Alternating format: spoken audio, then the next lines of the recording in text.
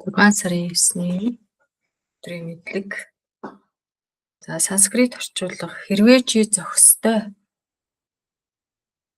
нэгэн болвол зохистой нэгэн болвол гэдэг нь бэлтгэгдсэн чин сэтгэлтэй гэсэн.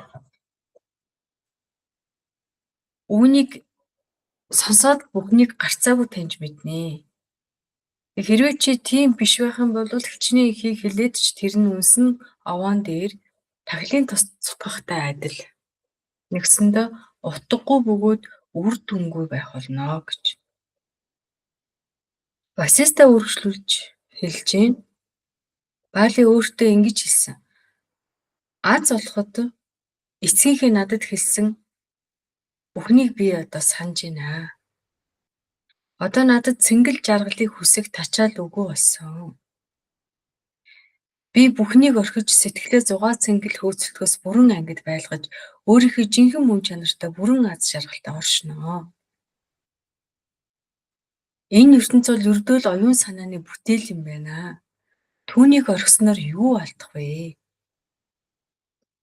Ингээд шийдсэн Бали Чукра гэд багшийг бясалгасан. Шукра багш өөрийн орсон хязгааргүй ухамсарын хүчээр хаасаагүй оршдог тул шавьдаа өөрийн бие хэрэгтэй байгааг мэдэрсэн. Ингээд тэр дорол Бали хааны өмнө бичээд гараад ирсэн. Бали Шукрагаас асуужээ. Багш минь таны бурханлаг гэрлийн тусгалал надад энэ асуултыг таны өмнө тавих сэдлийг төрүүлсэ. Надад цэнгэл жаргал хүсэх хүсэл үгүй. Одоо би үннийг мэдмээр байна. Би яг хэн бэ? Энэ ертөнц гэж яг юуг хэлж байна? Үүнийг бүгдийг нь надад хэлж өгөөч. Шукра хариулсан. Би өөр ертөнц рүү явах замдаа явж байна.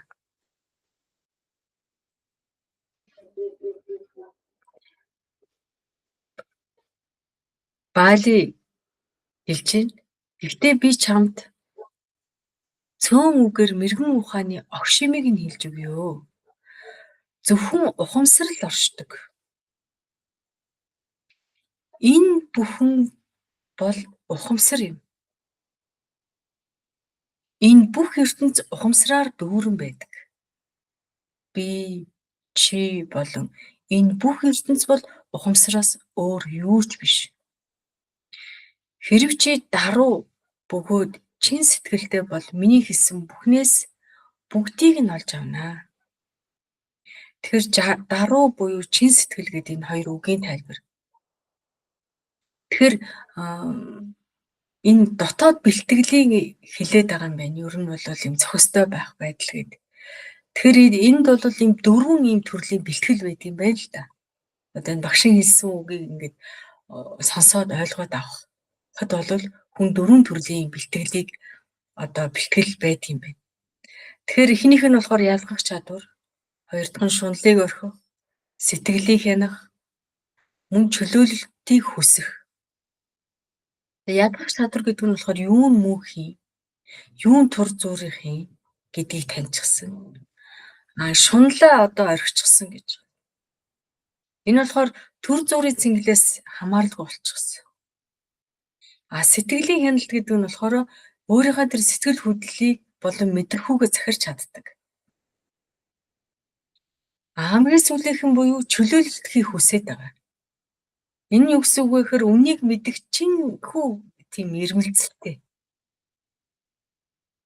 Тэгэхээр эдгээр чанарууд л ингээ хүнд байхаараа багшийн хэлсэн тэр ухамсар ганцаараа оршдог гэдэг үгийг өгүүлбэрийг шууд яадгүй хэрэг сонсож ойлгоод шууд гэгэрэлд хүргэж чадна.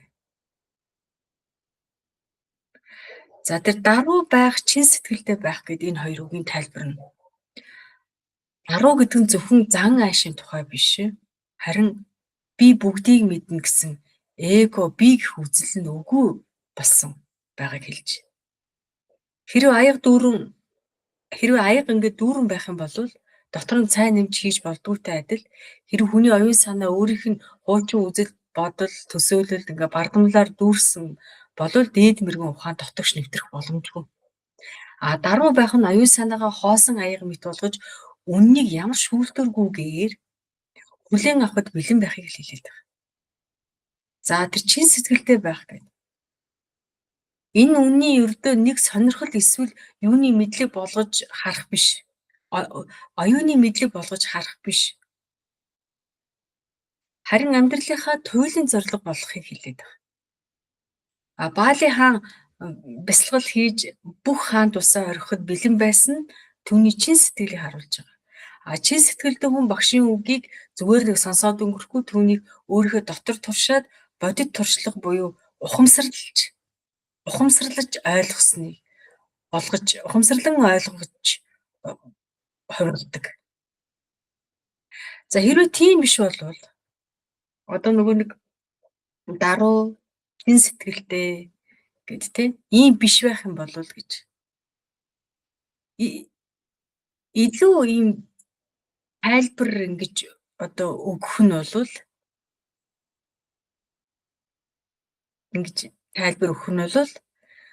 үнсэн овоон дээр тахилын өргөл цутгахтай адил утгагүй байх болно гэж. Тэгэхээр энэ үнсэн овоон дээр тахилын өргөл цутгахтай адил утгагүй болно гэдэг нь юу гэсэн үг юм гэхээр тэр одоо гал дээр гал асаад дуусангуудаа үнс үлдчихэж байгаа шүү дээ. Тэгээ тэрэн дээр асгасан энэ тос бол зөв хиншүү гаргахаас өөр юм бол байдаггүй юм байна л дээ. Ямар ч нэмэргүй. Тэгээ тэрнтэй зөөрлж хэлсэн байгаа байна. Тэгээ Шукраг явсны дараа Бали тунгааж бодож гинэ. Миний багшийн хэлсэн зүйл үнэхээр зөв бөгөөд яг онож хэлээд байна. Гарцаагүй энэ бүхэн бол ухамсар өөр юу ч биш юм бэ гэж бүр шууд хүлээж аваад ойлгоцсон байна. Тэгээд хэрвээ ухамсар уулыг таньж мэдэхгүй байсан бол тэр уул гэж орших байсан уу? Асууж байна. Ухамсар өөрөө л энэ бүхэн юм бэ. Чухам тэр ухамсарын ачаар л би эд юмстай харьцаад байгаа юм байна. Эдгээрийг мэдрээд байгаа юм байна. Би махбодын ачаар бол биш юм байна. Тэгэд ухамсар нь хоёр дахь зүйлгүйгээр ганцаараа оршдог тул хэн миний найз, хэн миний дайсан байх үлээ. Тэгэхээр тэр хоёр дахь зүйлгүйгээр ухамсар даван ганцаараа оршдог гэдэг үгийн тайлбар нь үүнийг гүнзгий ойлгохын тулд гурван түвшинд авч үздэг юм байна. Нэгт нь нэгдмэл чанар. Хоёрт нь тойл ба тусгал. Гуравт нь мэдлэгийн хүч. Тэр хоёр дахь зүйлгүйгээр гэдэг нь нэгдмэл чанарыг одоо тайлбарлаж байгаа. Хоёр дахь зүйлгүйгээр гэдэг нь энэ хорвоо дээр ухамсараас өөр тусдаа бие даасан зүйл гэж байхгүй. Жишээ нь таны зүүн гар, баруун гар хоёр өөр харагдаж хоёулаа таны л биеийн нэг хэсэг. Хэрвээ зүүн гар нь баруун гараа санамсруу цохвол баруун гар нь зүүн гараа дайсан гэж үзэж өс хонсон санах уу? Үгүй. Учир нь хоёулаа нэг л бие махбодод харьяалагддаг. Үүнтэй адил гэгэрсэн хүний нүдээр би болон бусад найз эсвэл дайсан гэсэн юм зааг байхгүй болдог. Бүгд нэг л ухамсарын илрэлт бол өөртөө тэмцэлтэн гэж байхгүй. За тойл ба тусгал гэдэг.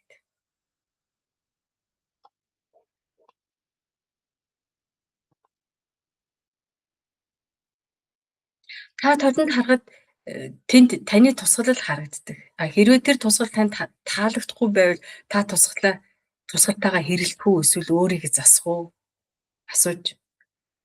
Найз гэдэг бол таны таашаадаг чанаруудыг тусгаж буй ухамсарын нэг хэлбэр.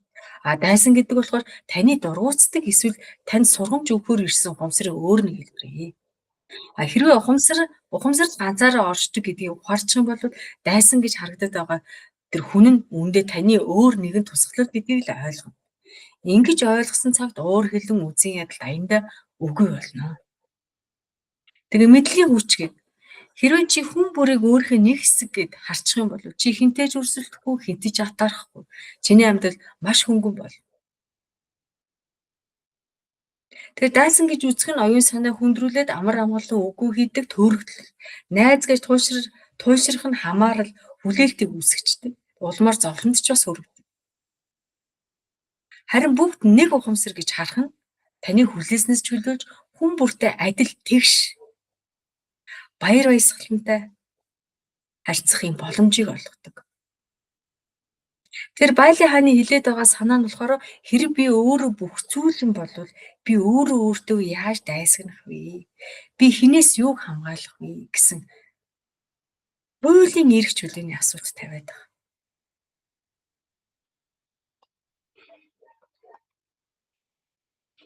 За ингээд үзэн ядалт болвол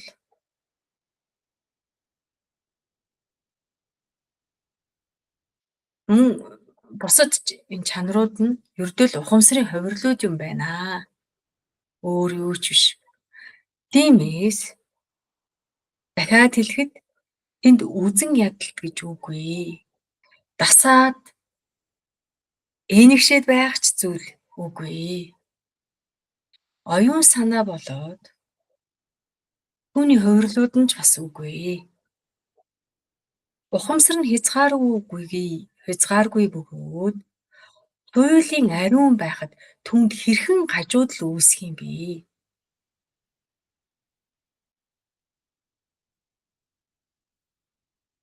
Ухамсар бол нэр биш. Ердөө л үг. Түүнд нэр байхгүй. Би бол бүх объект, бүх юмс болон шин чанараас ангид. Мөнхийн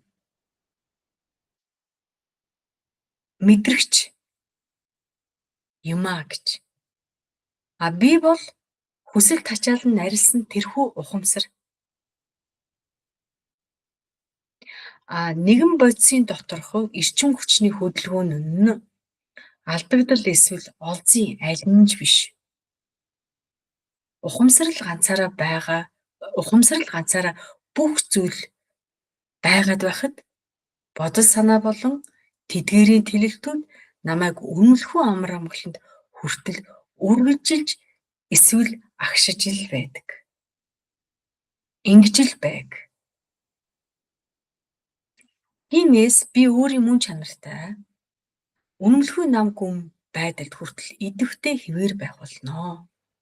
За ингээд тунгаагаад бясалгасан Байли нөгөө гэдэг авиа байгаа. Тарин байгаа. Энэ үгний утгыг маш нарийн судалж шимтэж уншсан гэж. Тэгээд түүний нарийн утгын учрыг бясалгаад тэгээд чимээгүй болсон. Бүх эргэлзэнээс ангижирч юмсыг хүртхүүгээс болон бодогч бодол бодогдохгүй гэж. Энэ нь болохоор бясалгалын объект гэсэн ийм хуваагдлаас ангид болсон. Бүх санаа зорилго ойлголтууд нь намссан. Байли салхигүй газар байгаа зул мэт бүх бодол санааны хөдөлгөөн нь зогссон дээд төлөвт бат оршжээ. Ийхүү тэрээр нилээдгүй хугацаанд амьдран суух болжээ.